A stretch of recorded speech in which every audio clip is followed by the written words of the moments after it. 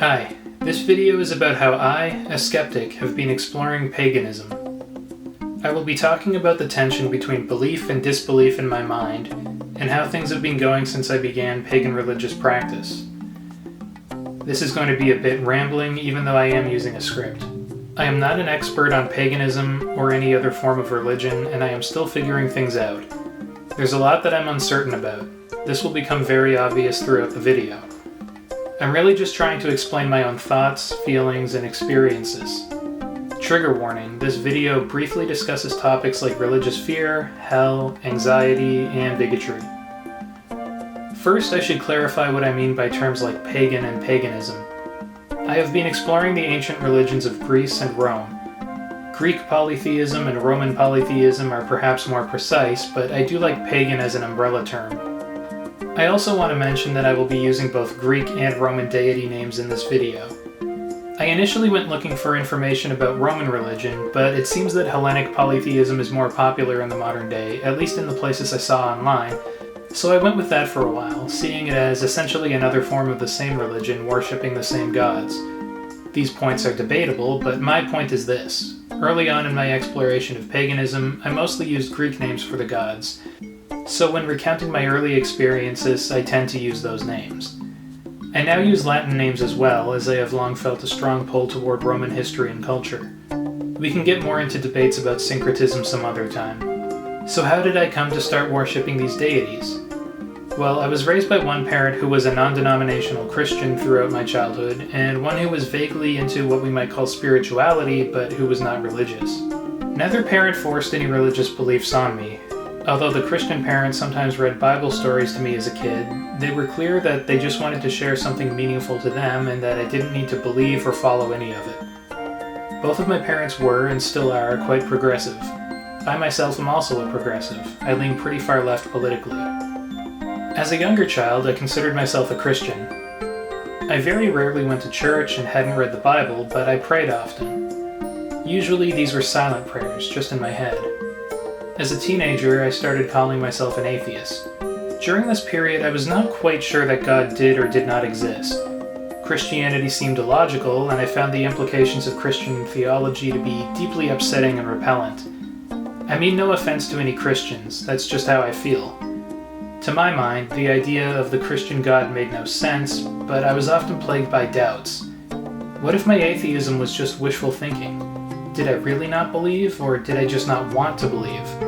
Was my uncertain atheism due to logical thought or motivated reasoning? Was I discounting Christianity just because I didn't like the moral and aesthetic implications of the theology? Was I rebelling against God? Was I just being an edgy, contrarian teenager who knew deep down that the Christian God was real? In my youth, I also discovered Taoism. This ancient Chinese tradition provides a logical and comforting explanation of the world around us. I think that Tao Te Ching is full of profound wisdom. I can only think of one mention of anything overtly supernatural in the book, at least in the translation I read most recently. Taoism gave me a view of the world as uncaring but also unfrightening. I won't go any deeper into that philosophy right now, but it was one alternative to Christianity that really appealed to me. I should also mention that I have long had a fascination with ancient history. I was a total nerd for Rome as a kid, and in recent years, I've been learning a lot more about ancient Greek history and culture too. I remember playing the Barbarian Invasion expansion for Rome Total War many years ago. When I saw that a more complex religion system had been added, I started a campaign as Rome. As I was beginning in a relatively late period of Roman history, the official state religion at the outset of the game was Christianity. I immediately changed it to paganism, causing the largely Christian city of Rome to kick me out. Although I may not have been able to give a particularly nuanced accounting of my reasoning for this choice, I had developed a dislike for what I saw as a repressive religion that worshipped a jealous, cruel, authoritarian god. At this point, I think I am unintentionally paraphrasing things that I heard and read from Richard Dawkins and/or Christopher Hitchens many years ago. Suffice it to say that I saw the old pagan culture of Rome as possessing a more beautiful and freeing soul, despite the many terrible things the Romans did. Okay, actually, this is a tangent, but I want to make it clear that I am not trying to whitewash these ancient histories or cultures or defend all elements of them. I am well aware that the Romans used slave labor and executed people by crucifixion. They were a warlike imperial power. Women did not have equal rights. Roman laws, state actions, and cultural customs were far from perfect. I am not denying or excusing any of the horrific things done by the ancients. Rather, my point is that the worldviews of Greek and Roman polytheists are still far more appealing to me than the Christian one is. Also, throughout history, a lot of Christians have enslaved people, executed prisoners, and carried out imperialistic colonial projects. I'm not going to get into whether the pagan Roman Empire or the Christian British Empire caused more harm or had worse moral standards. My point is that we can't look at either religion or culture as some perfect example of peace and equality. At the end of the day, the Roman and British empires were both deeply flawed and guilty of terrible injustices. But just as I don't think the UK is fundamentally evil, in spite of how loud the TERFs over there seem to be, I don't think Rome was pure evil either. At first, as a very young child, that is basically how I saw it. Again, the Roman government and armies did horrible things, but on the whole, Romans were far more than the villainous faction I naively took them to be as a kid who, initially, mostly knew about them from an early Christian perspective. As I learned more about Rome, my fascination and appreciation increased. So I grew up with an interest in ancient history. This wasn't exclusively a fixation with Rome, however. I love learning about the history, cultures, and philosophies of various times and places, such as ancient Mesopotamia, early China, and feudal Japan. But the Roman world has long been a strong area of interest for me. I was lucky enough to visit Rome as a teen. It was an incredible experience, and I want to both return to Italy and visit Greece someday. As I walked through Rome, I spent time looking at the buildings from different eras, some in ruins and some pristine, imagining taking an ancient Roman into our age and showing him what became of the city. I wonder, would that Roman be dismayed to hear that the empire fell, the Roman way of life transformed, that the temples were in ruins or, in the case of the Pantheon, converted into a church? Would they be proud of the deep and far-reaching legacy of their civilization, still so influential centuries later? Perhaps a time-traveling Roman would feel a complex mixture of emotions as they gazed upon the remains of the city they knew. Marble pillars they recognized standing here and there, silent remnants of a faded world, now illuminated by electric lights. Perhaps they would be thrilled to see how vibrant the city still was, full of both locals and visitors eating gelato, walking and driving Vespas through a thriving metropolis on a warm summer night. But let's get back to the temples. What would our hypothetical time-traveling Roman pagan think upon seeing that their favorite holy building was now nothing more than a few chipped and bare pillars, and learning that their gods had been abandoned? Obviously, I cannot say, and if we could take 100 such Romans to the present, I expect we would see 100 different reactions. Sometimes I used to find myself wishing that I could believe the things the ancients believed. I imagined what it would be like to see the city of Babylon rising out of the desert on a starry night, a striking blue Ishtar gate illuminated by torchlight, and feel that the world was full of mysterious, mystical beings. When I tried to put myself in that headspace, it was beautiful and overwhelming. But we know better now. We are modern, rational people. We cannot believe in such things any longer, even if they do seem appealing and magical. Or so I thought. Listen, I'm not here to attack modernity, rationality, science, or technology. I am typing this up on a computer, and you are presumably hearing these words through the internet. Humans have made progress in many areas. Science has given us remarkable medicine, the ability to quickly communicate and travel around the world, and many other benefits. A rational, scientific worldview allows us to understand nature, which in turn allows us to control it, at least to some extent. I'm not one of these return with a V types. I am a progressive. We have made moral progress as well, now rightfully seeing slavery as an inexcusable evil, for example. Because interest in ancient history and cultures sometimes attracts right-wing weirdos, I want to be as clear as possible about this point. I will always oppose racism, sexism, misogyny, homophobia, transphobia, and all other bigotries. In many ways, modern societies do have better values than we often see in ancient ones. Yet the expression, "don't throw the baby out with the bathwater," comes to mind. I think that we have left behind ideas and traditions that are beautiful and valuable. That's a lot of preamble. I'll try to head toward the main topic now, my experiences with pagan practice. This might be a good place to include a very slightly edited excerpt of something I wrote down in June of 2022, on the day of the events described. I asked Apollo for a clear sign, explaining that I tend to be skeptical. Earlier in the day, it had been warm and sunny. White clouds had drifted against a vivid blue sky. By the time I prayed to Apollo, it had clouded over, but it was still warm and not raining. Shortly after I finished my prayer, I heard thunder rumble in the distance. Someone else remarked that the light outside had become strange. It was a bit odd, perhaps slightly yellowish? Soon, a strong storm was picking up. We don't get that many thunderstorms in my area, and I think this is the most intense thunderstorm I've seen this year so far. The wind whipped up, the rain was torrential, and there were fairly frequent lightning flashes and thunder rumbles. The storm was intense, but it didn't feel very threatening. The air felt soft and warm, the rain was not particularly cold, and the mid-afternoon sun was still relatively bright despite being filtered through the clouds. To me, it felt powerful, but in an exuberant way, not angry. Before long, the sun was out again. I know that thunderstorms are traditionally the domain of Zeus, not Apollo.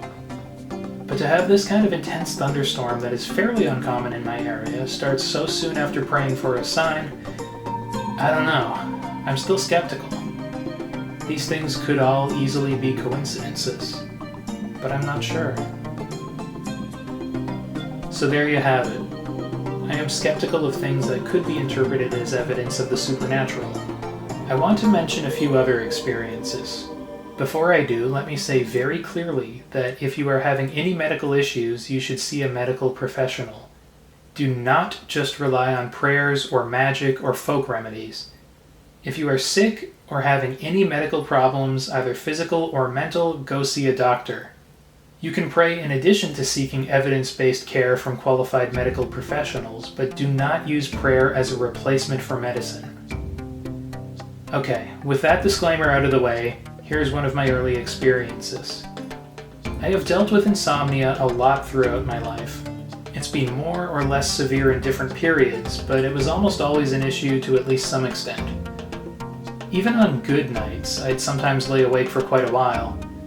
On bad nights, I might see the sun come up before falling asleep. I'll admit I usually do stay up quite late, so I started trying to get to sleep much closer to sunrise than most people do, but still, lying in bed unable to sleep for hours was an unpleasant, though not uncommon, experience for me. I knew that Hermes, or Mercury if we interpret them as the same deity known by different names, was said to carry a staff that could put someone to sleep.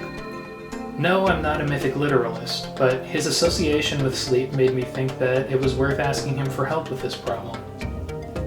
Wide awake in bed yet again, I prayed to Hermes, asking him to put me to sleep. As I prayed, I was overcome by a sudden, intense, beautiful wave of drowsiness. It was such a fast and dramatic shift. I went from totally awake and alert, barely feeling tired, to half asleep within a few seconds. This happened a few times early on when I prayed for help sleeping. Sometimes, as the drowsiness washed over me, I struggled to stay awake for long enough to finish my short prayer. Since I have been praying to Hermes, or Mercury as I do treat them as the same being, my insomnia has been far less of a problem. I still have trouble sleeping sometimes, but overall, the improvement has been remarkable. Again, I'm not a doctor or any kind of medical professional or expert. If you are suffering from insomnia or any other issue, I recommend telling a qualified professional about the problem. Remember, for matters of health, don't just pray, seek medical care from doctors too. That's what I do. Nowadays, I don't experience the same dramatic, overwhelming wave of drowsiness when I pray for help falling asleep. I don't ask for help sleeping every night, though I do so fairly frequently. In the interest of honesty, I should also mention that I sometimes do lay awake for quite a while, even after praying for help falling asleep. Recently, the amount of time I lay awake seems to have gone up a bit, though I'm still doing better than when my insomnia was at its worst. I'd like to directly quote an occultist friend of mine who works with the Egyptian god Sobek. She once told me, quote, "In my experience, sometimes early on the signs are powerful to get your attention and may slowly calm down as you participate in it more, since you don't quite need that same kick to the head to realize what's going on anymore. Hee hee." She actually wrote that in the context of my story about the thunderstorm, not my prayers for sleep, but I think it fits here too. Now, I have called myself a skeptic, and after going on about answered prayers, I may not have much credibility in that department at this point. However, I really do remain skeptical. I understand that suddenly becoming drowsy and being able to get to sleep may not have been due to a divine blessing. It may have been totally psychosomatic. I am well aware of the placebo effect, and I know from first-hand experience that my thoughts and emotions can affect my body in odd ways. Chalking this experience up to the placebo effect seems much more logical than attributing it to the supernatural aid of an ancient deity. Let's look at another possibly answered prayer. I had been having trouble finding a new place to live. There was a housing shortage in my area, so not many apartments were on the market. Of the few places I saw online, many were quite expensive. Then I found a listing for a place that seemed great. I prayed to Hestia, who I now refer to by both that name and Vesta, and I soon heard back from the landlord. I am making this video in that apartment, my lovely new home. Now, admittedly, I think that praying to Hestia motivated me to pursue the apartment more diligently than I had previous ones. So what was the cause of me getting the apartment? Was it my own increased efforts, sheer luck, or divine assistance? Was Hestia's aid driving me to put more effort into securing the place? Or was that all me? I may not be able to answer that question definitively, but I will tell you this. I knew someone else who was also looking for a new apartment at around the same time. Like me, he was having trouble finding one that would work for him. I prayed to Hestia again, asking her to help him find a good place. Shortly thereafter, he had 2 great leads, and he later moved into one of those apartments. So I've told you about some cases in which my prayers seem to be answered, and I've noted that more recently, I have still laid awake for a long time on some nights, despite praying for help getting to sleep. But even if the gods I pray to are real, I wouldn't expect them to answer every prayer and give me whatever I want all the time. If they are real, they are ancient beings with minds of their own, not servants here to cater to my every whim. I would not expect them to behave that way, so some seemingly unanswered prayers hardly disprove the gods. By the same token, the fact that I do sometimes get the things I ask for does not prove their existence. Coincidences, the placebo effect, and confirmation bias could lead one to warped perceptions of causality. I could analyze more prayers and the events that did or did not unfold after them, but I don't want to. The experiences I have chosen to mention, and the ways in which I have presented them, are undoubtedly shaped by my own biases. If you are going to pray for help with something, again, I implore you to take appropriate action yourself as well. According to the Encyclopedia Britannica, Aesop said, quote, "The gods help them that help themselves," end quote. The same encyclopedia also says that Aesop probably did not really exist, but I still like that phrase. So, after all of this, what do I believe? Are the gods real? Is this all in my head? Well, it may be an unsatisfying answer, but I don't know. Sometimes I lean towards disbelief. The gods can't exist. They are obviously fictional. Old stories told by people who were both creative and ignorant of a lot. There's no solid proof of their existence, and what evidence one might put forward in favor of them can be explained away by coincidence, confirmation bias, the placebo effect, or in some cases perhaps delusions and hallucinations. And yet, I continue to pray and give offerings of incense, wine, and water.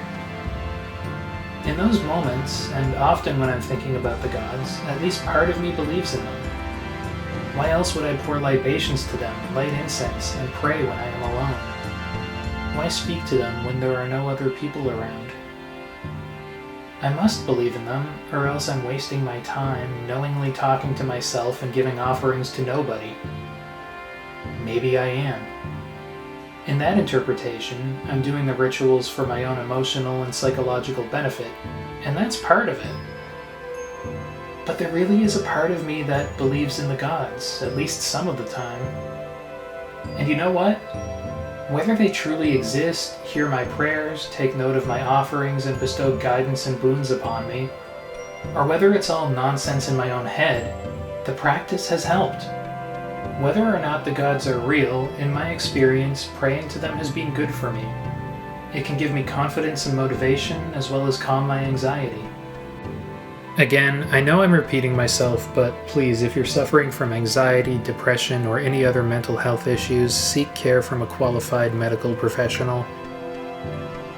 Even while finishing the script for this video, I've had an odd experience that made me lean more toward belief.